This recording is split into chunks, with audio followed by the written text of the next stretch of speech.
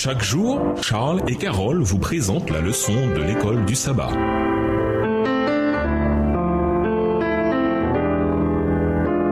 Bienvenue dans votre émission Dieu nous parle. Nous voyons de mercredi, si tu m'adores. La quête de Satan pour usurper le trône de Dieu est également révélée dans les récits de la tentation de Jésus dans Matthieu 4 et Luc 4. Dans la rencontre marquante entre Jésus et le tentateur, beaucoup d'aspects sont révélés sur la nature du conflit. Nous y voyons la réalité du grand conflit entre Christ et Satan, mais en des termes saisissants et visuels. Lisons Matthieu 4, les versets 1 à 11. De quelle manière la réalité du grand conflit entre Christ et Satan est-elle révélée ici? Matthieu 4, versets 1 à 11. Alors Jésus fut emmené par l'Esprit dans le désert pour être tenté par le diable. Après avoir jeûné 40 jours et 40 nuits, il eut faim. Le tentateur s'étant approché et lui dit, « Si tu es fils de Dieu, ordonne que ces pierres deviennent des pains. » Jésus répondit, « Il est écrit, l'homme ne vivra pas de pain seulement, mais de toute parole qui sort de la bouche de Dieu. » Le diable le transporta dans la ville sainte, le plaça sur le haut du temple et lui dit, « Si tu es fils de Dieu, jette-toi en bas, car il est écrit, il donnera des ordres à ses anges à ton sujet, et ils te porteront sur les mains, de peur que ton pied ne heurte contre une pierre. » Verset 7. Jésus lui dit, il est aussi écrit, tu ne tenteras point le Seigneur ton Dieu. Le diable le transporta encore sur une montagne très élevée, lui montra tous les royaumes du monde et leur gloire, et lui dit, je te donnerai toutes ces choses si tu te prosternes et m'adores. Jésus lui dit, retire-toi Satan, car il est écrit, tu adoreras le Seigneur ton Dieu et tu le serviras lui seul. Alors le diable le laissa, et voici, des anges vinrent auprès de Jésus et le servaient. L'Esprit avait emmené Jésus dans le désert afin que Jésus soit tenté par le diable. Matthieu 4, verset 1 dans la version Colombe. Et avant ce rendez-vous, Jésus avait jeûné pendant 40 jours. Alors, quand le diable arriva, il tenta Jésus pour qu'il change les pierres en pain, en jouant sur la faim extrême de Jésus. Mais Jésus cita l'Écriture pour contrer cette tentation et le stratagème de Satan échoua. Ensuite, Satan voulut pousser Jésus à agir avec présomption.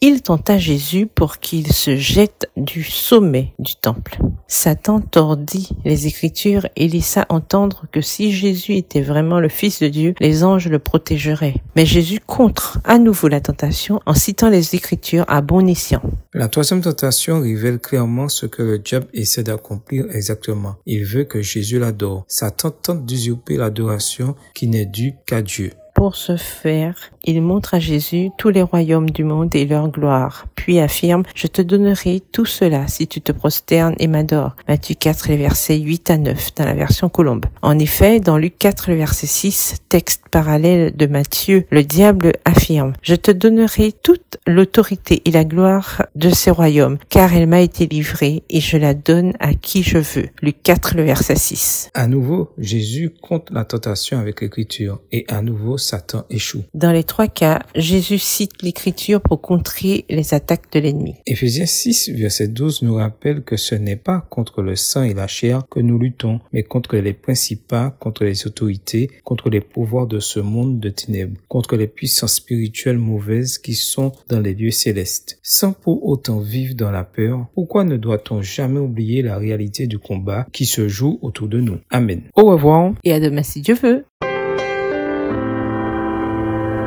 Dieu nous parle. Chaque jour, Charles et Carole vous présentent la leçon de l'école du sabbat.